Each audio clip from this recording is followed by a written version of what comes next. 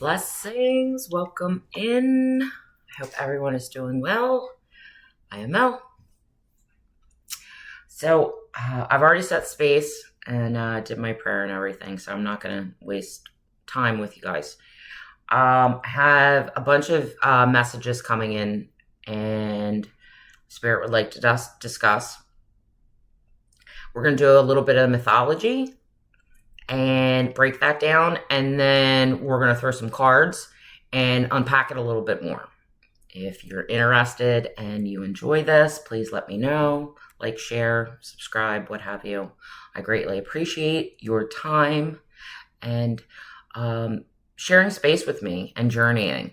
I quite enjoy these threads and these pathways that I get to explore, and I would enjoy it even more to share that with people. Hence why I am here. Anyway, so we're gonna jump right in. So what was coming up and I was being shown, and I've seen this energy before and I worked through it myself personally. So now that I'm seeing it come up again, I'm understanding it is a collective energy that could be helpful for many people. As you all know, I use mythology and stories often to help me move and navigate my reality, right? There are a lot of hidden gems in there. If you can decipher what these stories tell us, but see the connection points and the links, it gives us greater clarity on navigating things that we're going through. So what was coming up is it's a lot about alchemy, and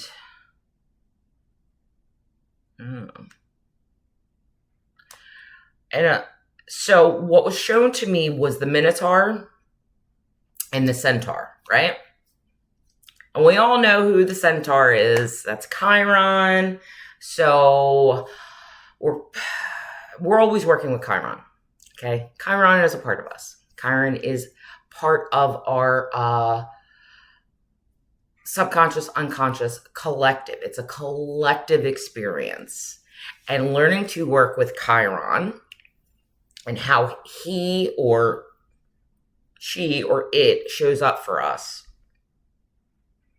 can be very beneficial in our own healing, right? So I was being shown the Minotaur, and a Minotaur is a mythical creature portrayed with the head and tail of a bull and the body of a human. So we can relate this to the Taurus archetype in the astrological wheel. Taurus has many connections to various things. You know, it's the Hierophant, ideologies, worth, value, systems, traditions, dogmatic structures, things like that. But we're not trying to go down Taurus, so to speak. I want to go with the Minotaur. The Minotaur is part bull, part human, right? But the bull is the upper half and the human's below, right? So the description is lower based, animalistic functioning, behaviors. They're above the human. We're working from our beastly nature, so to speak, right? So in the mythologies in Crete, his name was Asterion. It's very much like Estrella. It means star. Okay. He was the bull of Minos. And I'm not going to give you all the details. If you want to look into it and you find this is interesting and it's something that may resonate for you, you go ahead and find what works for you. I'm just going to give small little details. Yeah. So it was the Bull of Minos. And because of his beastly nature, they constructed a labyrinth, a maze, so to speak. And they put him into that labyrinth, at the center of the labyrinth. Supposedly so he wouldn't harm anyone, and this, that, and the third. And the hero, Theseus, traveled the labyrinth and slayed the bull. You can see how it parallels the story of Gilgamesh in the Babylonian traditions. The reason I say this, when you look at mythology, you will see resemblances, you will see patterns, you will see very similar aspects of these gods, goddesses, these storylines, and the morals that come through. So if they weren't important learning lessons for humans, then you wouldn't see it come through in various cultures, okay? Because it's a collective storyline. So the labyrinth was built, and it's considered an elaborate, confusing structure. Its function was to hold the Minotaur. The mind, and I'm just going to repeat something of that I've written before, and this is what came up as I was working with this energy. The mind is a labyrinth, an intricate maze, a prison containing our destructible ways. Okay? So what I'm being shown is the hero, because we're going to do, it all bases around the hero's journey, which is the soul's journey,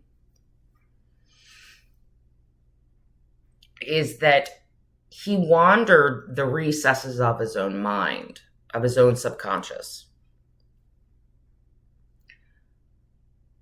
and was met with the lower based aspects of self. And in order to overcome, to succeed in taming, and we see taming within the strength card. And it's not so much about taming the beast within, the shadow within, the lower based emotions and behaviors. It's about going into the labyrinth. Okay, and again, these are just metaphors, they're symbols. How they resonate to you will be different for everyone, how you perceive it. But understand they are resources and tools that you can utilize within your journey. You're on your journey of self-discovery.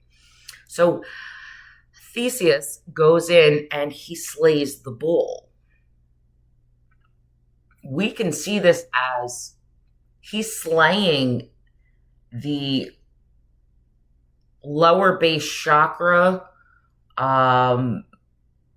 natures, his beastly nature, to overcome those things and come from a higher space, a higher mind, mentality, a higher awareness and consciousness. Okay? The maze can be considered, I don't want to keep using maze. The labyrinth, and you see that people will use labyrinths because it's a meditation. It allows you to go deeper and deeper and deeper into the self so that you can reach your core and see what's in your core. Okay?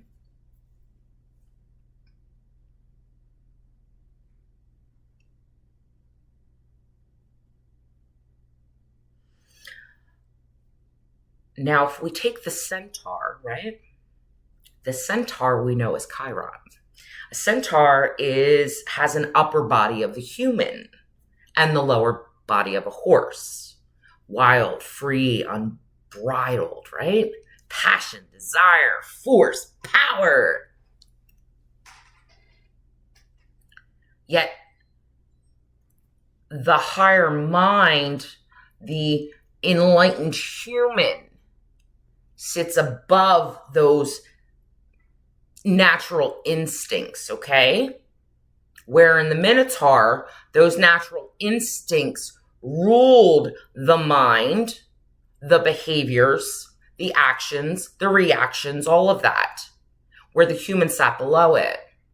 So do you see the evolutionary turn from going from a Minotaur to a Centaur? And when you read about Chiron, his skills of medicine, herbs, music, archery. We see Sagittarius, which is the philosopher. It's the expansion of the mind. Gymnastics, which I see that as like dexterity, adaptability, flexibility. You have to be flexible and be able to shift and move through these energies and not become fixed and rigid in belief systems and thought forms. But he had the gift of prophecy too. He could see. He was very intellectual and highly evolved as a species, more so than the rest of the centaurs. And that doesn't mean he was better than them. He was able to evolve his beastly nature. He wasn't controlled by those things, those lower based emotions, those pains and traumas. And I know he's talked about as being the wounded healer. Okay. He could heal anyone and anything. But in the end, he couldn't heal himself. And as I thought more and more on this, it has to do with the story of Achilles. And we talk about the Achilles heel, right? You saw the progress of Achilles was like a son to him, and Achilles saw him as a father. It was his mentor, his teacher, right? And I kind of saw it as it was almost like a sacrifice to evolve the child. Hence why Chiron couldn't heal himself when he was wounded by Achilles. And in the end, Achilles ends up dying from being shot in the heel. You know, so you see the karma, you see the cause and effect, how it comes full circle, right? No one is, what's the word I want to use? Excluded. No one is excluded from the cycles of time, from the cycles of the wheel. But the learning lessons carry through tradition to tradition, excuse me. So I found that interesting. The whole part is about sublimation, transmutation, okay? We are learning to transmute or sublimate our lower based emotions. And I'm going to read what sublimation means from a psychological standpoint, okay? Sublimation is a defense mechanism that involves channeling unwanted or unacceptable urges into an admissible or productive outlet. Oh, my computer's going to die. For example, a woman who recently went through a breakup may channel her emotions into a home improvement project. Or a teen who has an angry and violent urges may join a school's wrestling team. The concept of defense mechanisms originated from Sigmund Freud. So basically it's taking these unwanted desires, impulses, passions, anger, frustration. I want to, oh, you know, and channeling it into a more creative force. Go out, go. You want to go punch shit? Go get a boxing bag. You know what I mean? A punching bag. Go hit the shit out of that. If you're a creative, like me, I channel it through poetry. I found my transmutational process, and we all can do that. Some people, they got to go for a walk. They got to go work out. They need to go clean, exercise, dance, whatever. It's to transmute these lower based, animalistic, instinctual, primal energies and use them to sublimate, transfer, transmute, and create a pure potential energy for creation and not destruction. Okay? And the reason that Asterion was put inside of that labyrinth is because he couldn't control his impulses. So when we sit there and we say this place is a prison planet and I'm in prison and you don't think you're free, ask yourself that. Why do I not think I'm free? And when it comes to my own internal source, where am I keeping myself imprisoned? Yeah. Oh, frozen.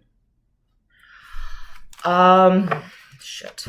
One sec. I need to plug this in or it's going to die. All right. Sorry about that. I had to plug in my computer because it was going to die. Hopefully it catches enough charge. So again, this pretty much has to do with alchemy and being able to alchemicalize our instinctual, primeval, primordial, animalistic natures, because we all evolved from animals. We all evolved from plants. We evolved from crystals. We have that DNA. We have that memory. Using your instincts, not from a fight or flight aspect, but from the higher mind. Yeah, light. Sorry.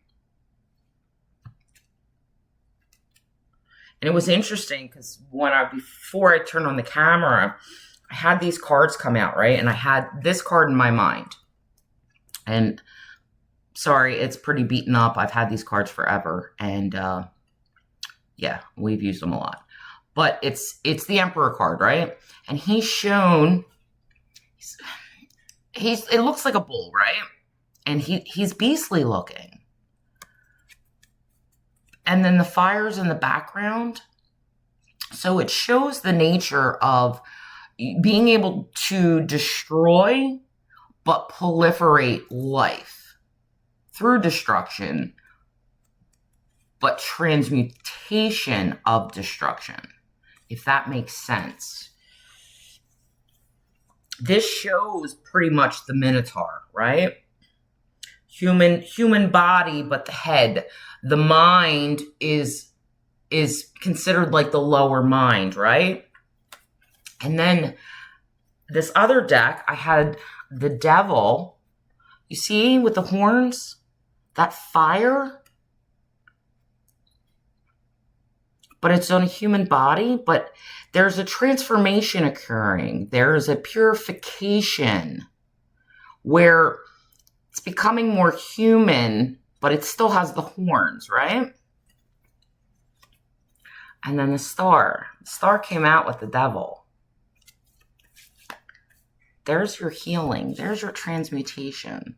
There's your feminine energy that comes in to balance, to soften that water, that consciousness, that...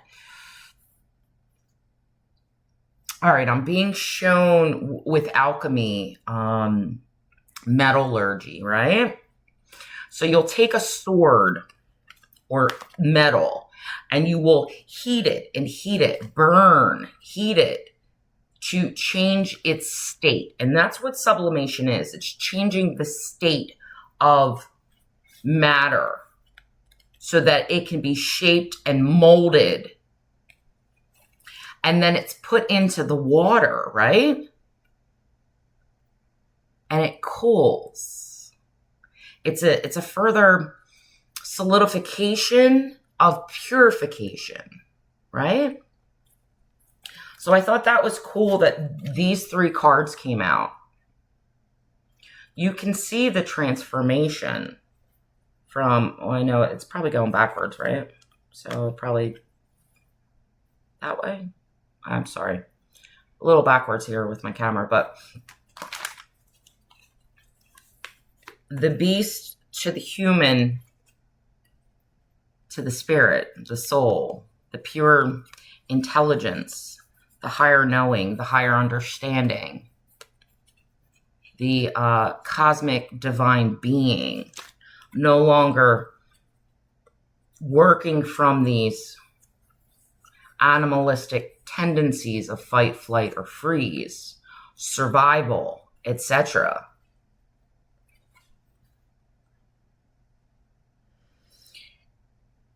And Chiron was shown as having a human body, right? But the back of him was still a horse. So it wasn't like he detached. It wasn't like he got rid of that part of his nature. He evolved it. So he became something completely else. He created himself and born himself through divine will and divine nature, right? Oh, that's cool. All right, that's fascinating. All right, so we're gonna through some cards, and I appreciate you if you sat through this conversation and a little bit of mythos. Yeah, soul fragmentations. Let's see where else this would like to go. I will try to make this portion short. But hey, like I said, I could break these things down all day and work through these threads because I'm passionate about it and I enjoy it.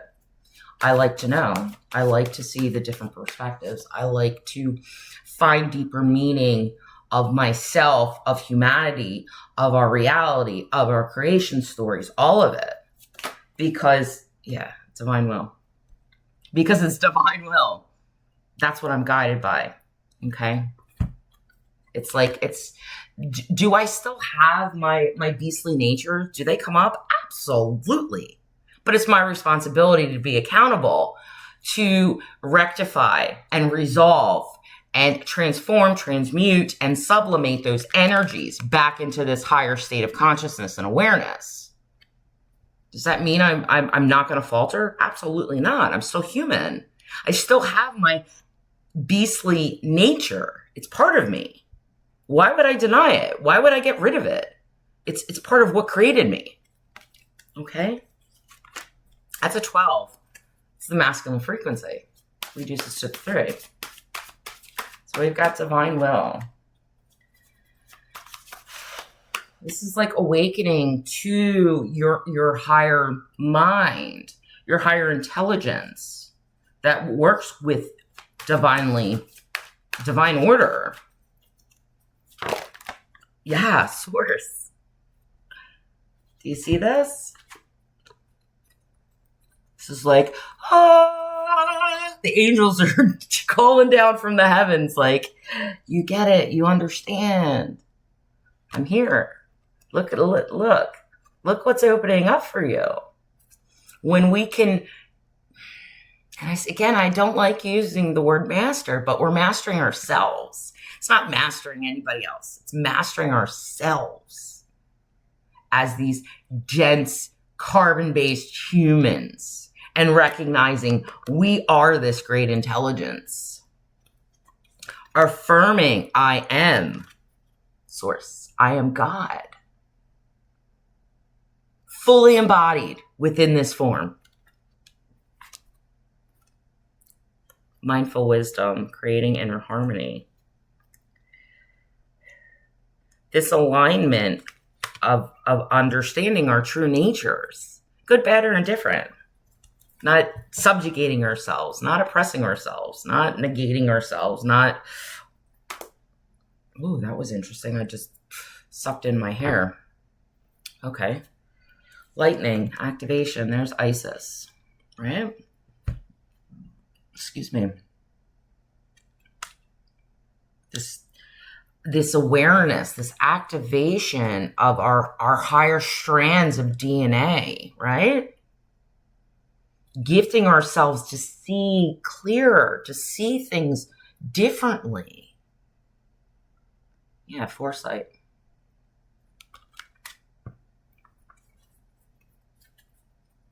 It's that light bulb, you know? That light bulb comes on. Boom. Activation. Higher mind. Tapped in. Crown chakra. All the way. Connected to the divine source.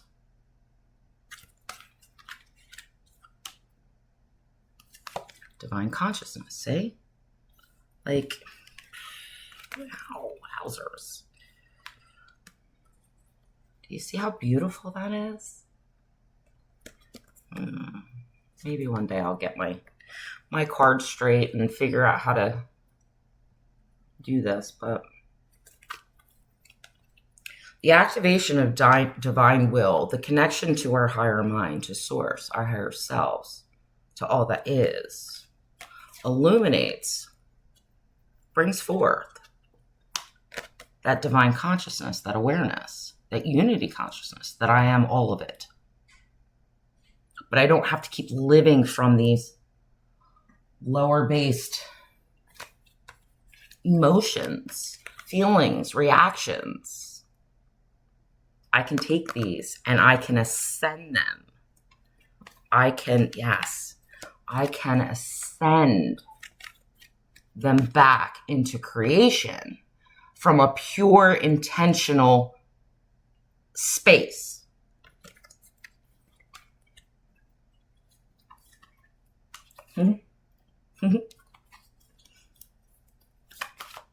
What else would you like to say, Spirit? How else would you like to add on to this alchemicalization of our beastly natures? Taming the beast within. Sometimes we can refer taming the dragon. Do I still have dragons? Absolutely. Because I am a dragon.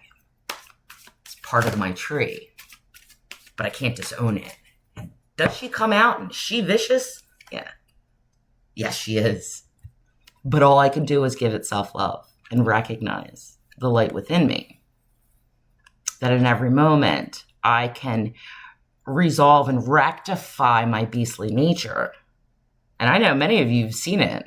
You guys got to witness all last year me walking through the underworld. And that was a gift for me to have sacred witness of that. And now I'm in a totally different space. But it was part of my path and I had to journey that way. To find self-love, self-empowerment, recognizing that I am all of this. I am. And I found my divine will that guides me, gives me wisdom, acknowledging I don't have to work from these spaces. I don't have to use them. I don't have to weaponize them. I don't need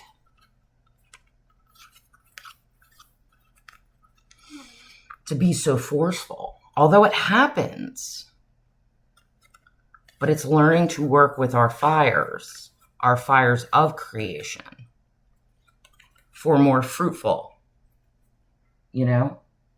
higher mind, higher intelligence, higher consciousness and awareness of those aspects. It's all a learning process. We're all here doing the same thing.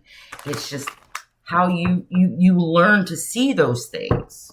I use myths. I use storytelling. I use music. It gives me a deeper and deeper sense of knowing and understanding who the frig I am. And the shitty parts of who I am.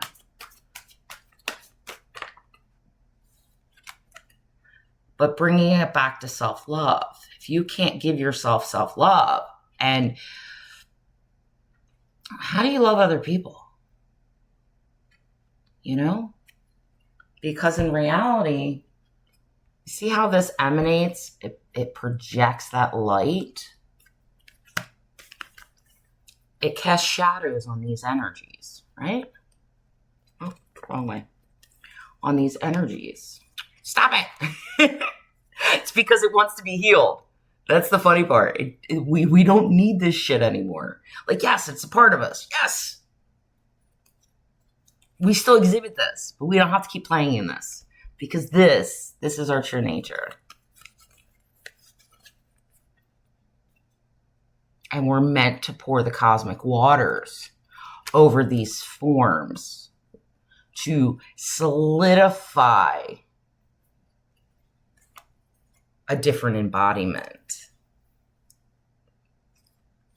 That's pretty cool. Thank you, Spirit. What do we got here? Yeah. We're going to leave it here, but we have the Ascended Masters, right? Look at this. I always see this, that he's like inside the cosmic egg, right? It's this pure essence, this pure being. It's a two. It's the one and the two. It's the binary. Create open communication. It's like our higher self is coming through loud and clear, gifting us spiritual messages. Observe your limitations. Where are you limited in these lower based emotions, actions, reactions, behaviors, you know? And work with them. It's okay. I got shitty behaviors. Believe me. I still work with them all the time. But again, if I was meant to be perfect, if I was meant to not learn anything, like to be the complete master, yeah, the page of wands, the learning how to use my creational fire. It wouldn't fucking be here. Pardon my French, but we wouldn't be here. Okay? Listening to the messages, listening to the communication in order to transform. Transform into that higher knowing, that higher aspect of self, that pure essence of being. That is source. That is divine consciousness. Who we were prior to descending into matter, before we fell asleep. And then reawoken to evolve again through the minerals, the plants, the animals, and then into the human. And we took those evolutionary characteristics with us. And we were traumatized with what had been. But we have this ability to open. Look, I mean, just look at the coloring.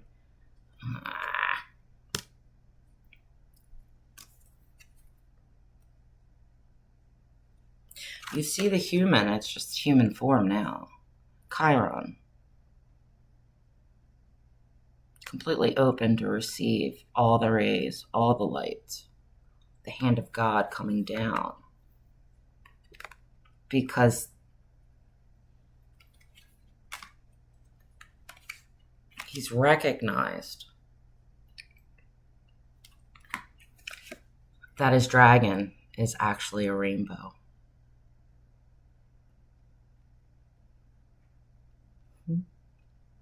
I'm going to leave that there. I love spirit. Personal power. Yeah. All right. I'm going to leave that there. I appreciate you all for sitting, venturing, journeying with me, and learning. Like, I find learning just, it's magical. It's a magical experience for me. Even the hard lessons. I appreciate them all. They're fantastic. So, I send you all off with much love, many blessings on your journeys forward. If you like this content and information, you find it helpful, please let me know. Like, share, subscribe. do your sister a solid. Or if not, like, take what resonates and see how it applies to your life. How can you utilize it in your daily life? Our greatest achievements of overcoming these aspects of self, this alchemy of nature, human nature, of nature itself, helps us to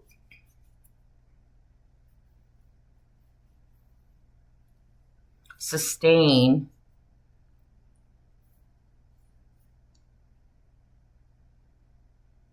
generations to come. So I'm going to leave that there. Thank you all. Take care. Bye.